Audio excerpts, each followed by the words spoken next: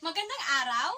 Ako nga pala si Binibining Jessa P. Andres, a 4th year student of University of Mindanao, Panabo College. Ang ituturo ko po ngayong araw ay tungkol sa tatlong pangkat ng pagkain.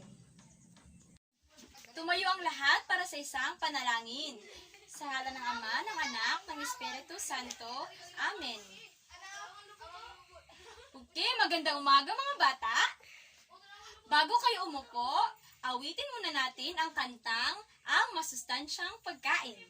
Masustansyang pagkain.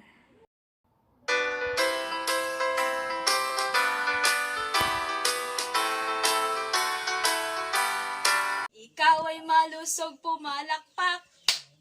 Kung ikaw ay malakas, pumalakpak. Sa pagkain masustansya, buhay mo ay sisigla. Go, grow at low foods, kainin na. Go Foods ay pagkaing pampasigla. Go Foods ay pagkaing pampasigla. Kanin at tinapay, pampahaba ng buhay. Carbohydrates kailangan, alam mo ba? Grow Foods ay pagkaing pampalaki. Grow Foods ay pagkaing pampalaki. Pampalaki ng katawan, isda at saka gatas, mayaman sa protina, alam mo ba? Glow Foods pananggalang sa sakit. Glow Foods pananggalang sa sakit. Gulay tsaka prutas, mayaman sa mineral, mayaman sa vitamina, alam mo ba? Kung ikaw ay malusog, pumalakpak. Kung ikaw ay malakas, pumalakpak. Sa pagkaing masustansya, buhay mo ay sisigla. Grow at low foods, kainin na. Magsiupo ang lahat. Ngayon, titingnan ko kung sino ang lumiban sa ating klase. Okay, palakpakan natin ang ating mga sarili dahil kumpleto tayo sa araw na ito. Naalala niyo pa ba ang tinalakay natin kahapon? Okay, magaling! Tungkol sa mga masustansyang pagkain. Ngayon, may inihanda akong gawain kung saan ang gagawin nyo lamang ay isulat kung ito ba ay masustansya o hindi masustansyang pagkain.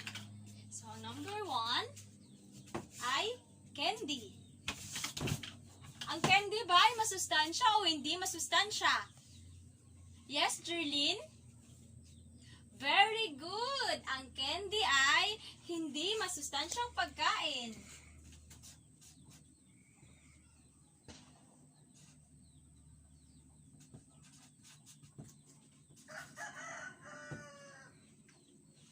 Number 2, gatas. Anyone? Yes? Very good! Ang gatas ay masustansyang pagkain.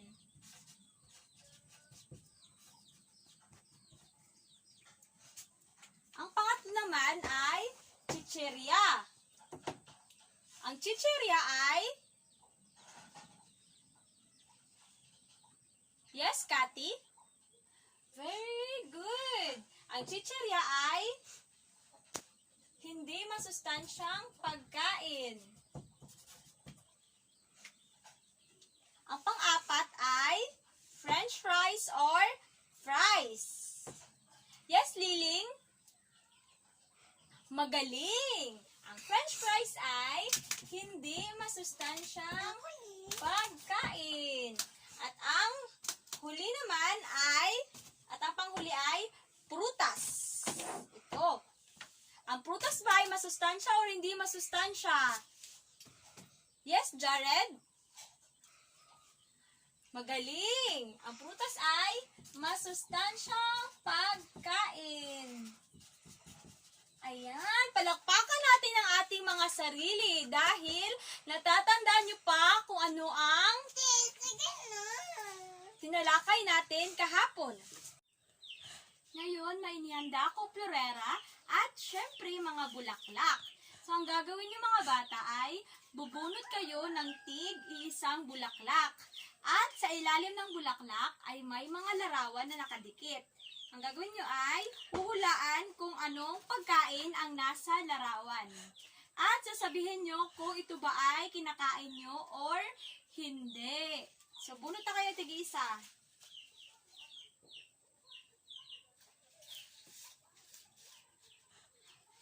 Okay. Yes, Jerlyn, ano ba ang nabunot mo? Kangkong. Mahilig ka ba sa kangkong? Very good! Mabuti naman at kumakain ka ng gulay. Yes, Jared, ano yung nabunot mo? Anong pagkain na nasa larawan? Na nasa nasa bulaklak? Cut. Itlog! Very good! Ang itlog ba ay paborito mo or hindi? Magaling! Ang itlog ay mayaman sa protina. Ikaw naman, Liling, ano bunot mo pagkain?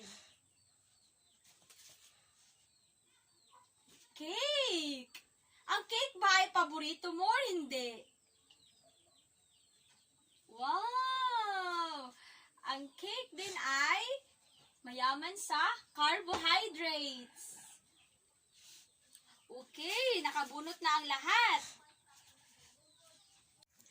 Bago tayo magtungo sa ating bagong aralin ngayong araw, basahin muna natin ang ating layunin. Sa katapusan ng klase, ang mga bata ay inaasahang nalalaman ang 3 pangkat ng pagkain na ibibigay ang iba't ibang uri ng pagkain, bawat pangkat, na papahalagahan ang mabuting dulot sa pagkain ng masustansyang pagkain at ang huli naman ay napapangkat ang mga pagkain ayon sa Go, Grow, at Glow Foods.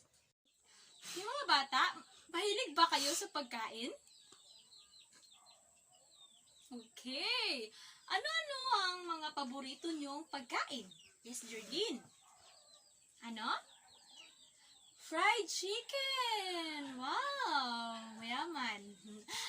So, ano ang ulam nyo kaninang umaga? Ano ang ulam nyo? Ano ulam mo kaninang umaga, Jerlyn? Fried chicken! Wow!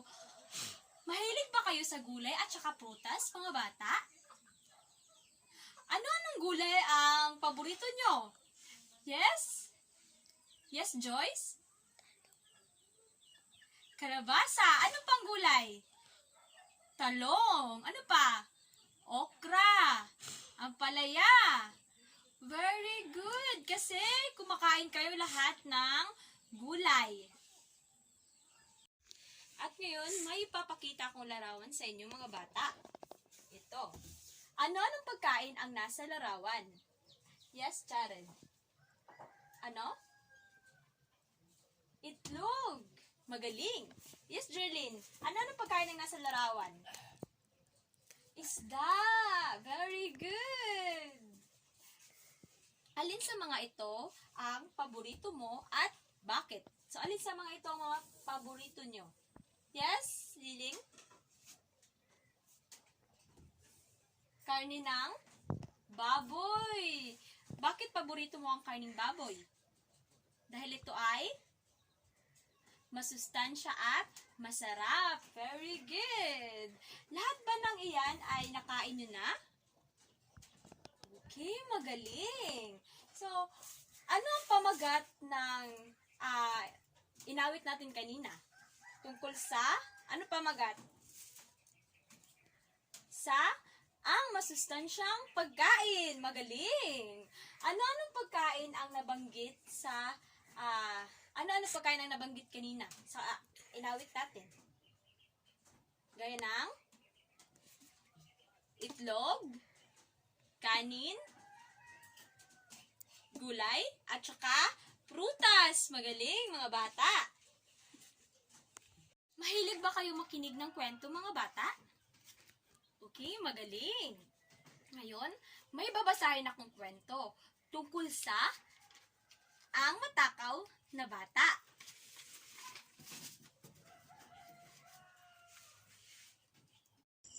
Ang matakaw na bata.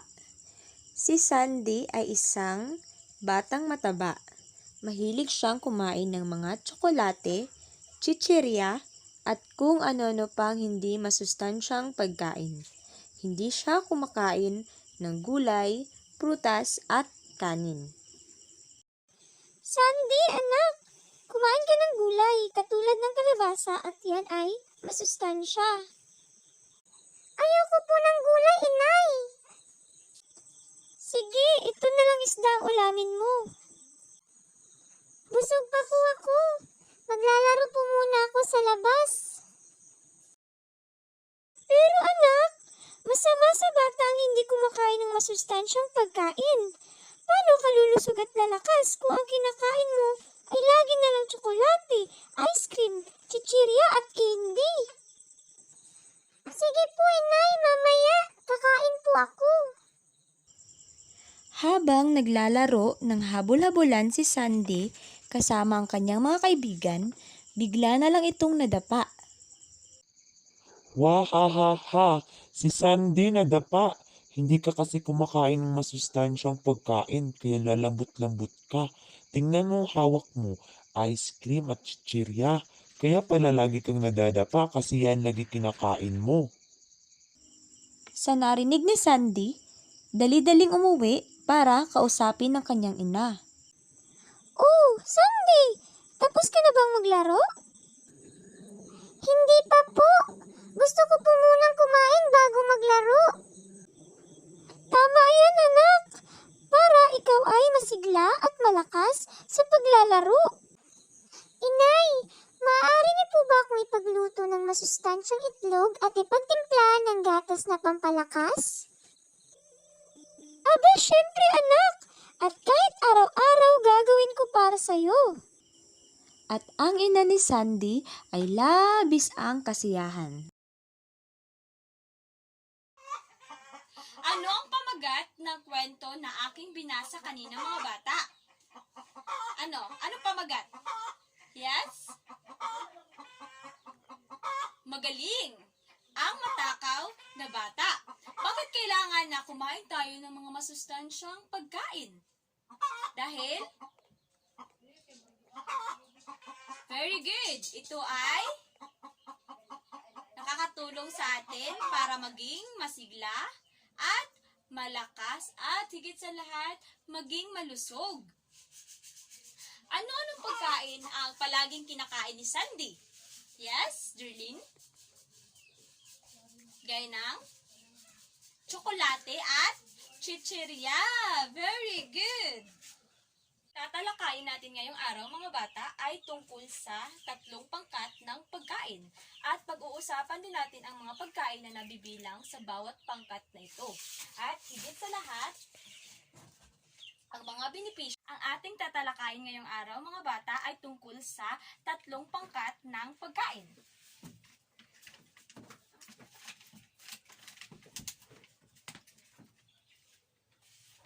At pag-uusapan din natin ang mga pagkain na nabibilang sa bawat pangkat. At higit sa lahat, ang mga benepisyo na makukuha natin sa bawat pagkain na ating kinakain. Ang unang pangkat ay Go Foods.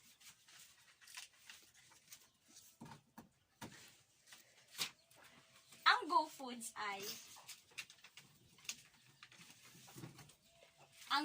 ay ang mga Go Foods ay isa sa mga 3 pangkat ng pagkain na nakatutulong na magbigay ng lakas sa ating katawan. Kabilang dito ang mga carbohydrates, sugar, at pagkain na may fats. At ang halimbawa ng Go Foods naman ay gaya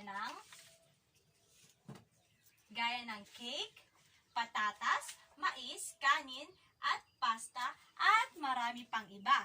Ang pangalawang pangkat ng pagkain naman ay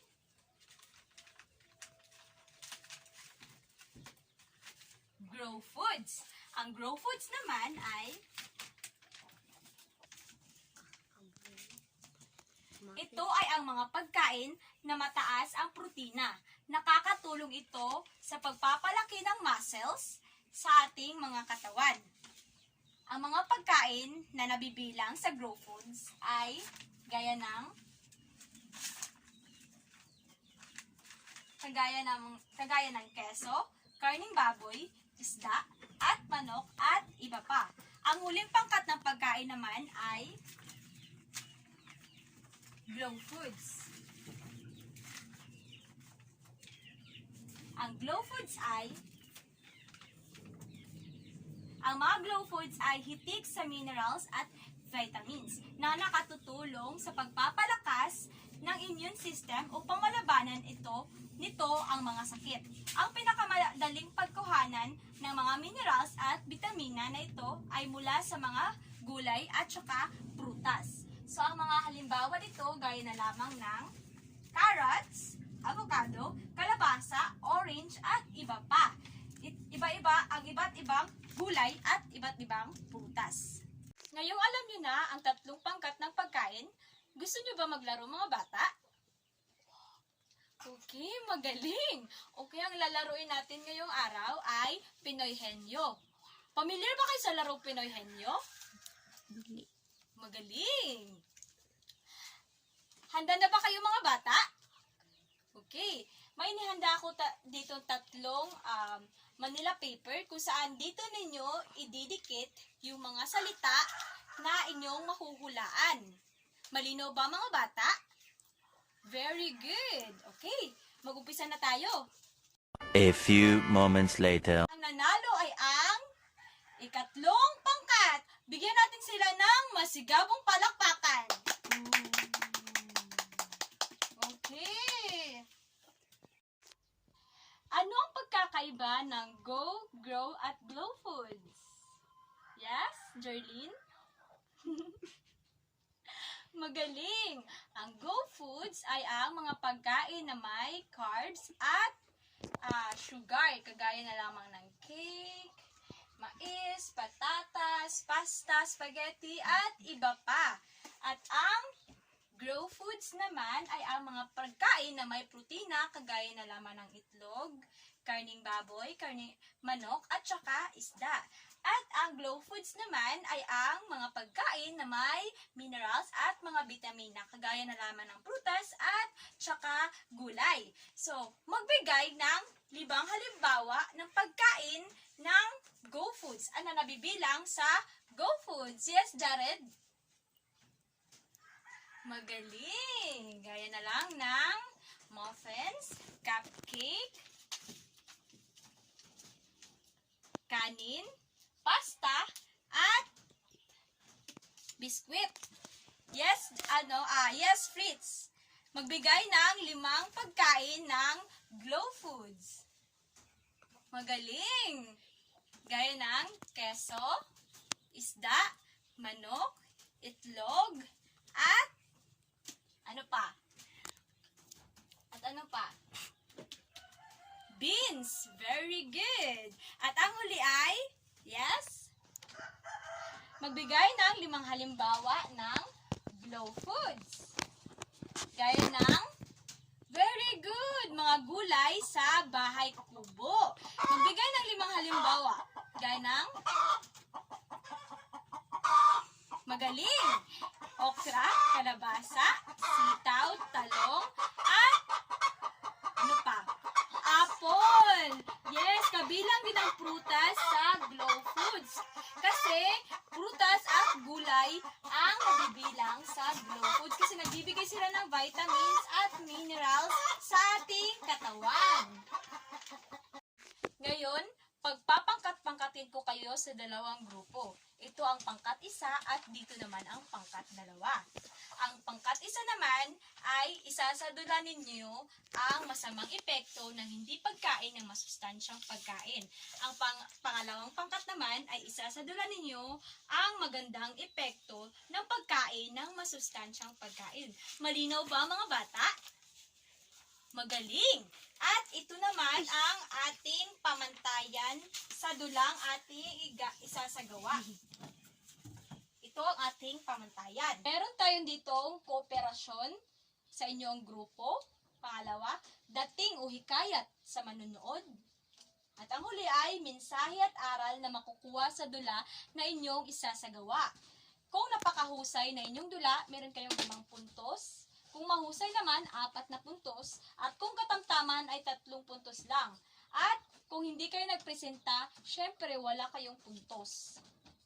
Kaya umpisahan na natin mga bata. A few moments later. Magaling! Lahat kayo ay nakakuha ng malaking puntos. So palakpakan natin ang ating mga sarili. Palakpakan natin ang group, ang pangkat 1 at ang pangkat 2. Okay, ngayon alam niyo na ang ating aralin ngayong araw. Ano nga ulit ang 3 pangkat ng pagkain?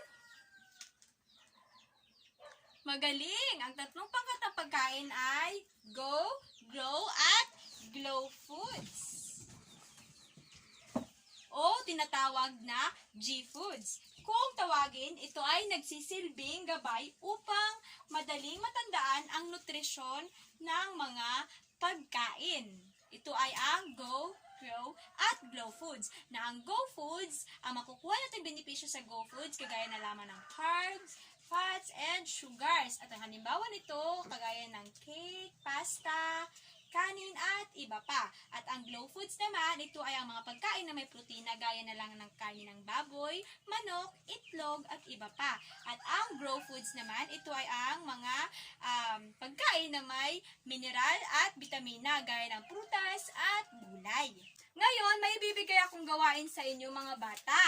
Ito, titingnan mabuti ang larawan at isulat dito sa patlang kung ito ba ay Go, Grow, or Glow Foods. Maliwanag ba mga bata? Magaling! So, bibigyan ko kayo ng tig-isang papel. Ito.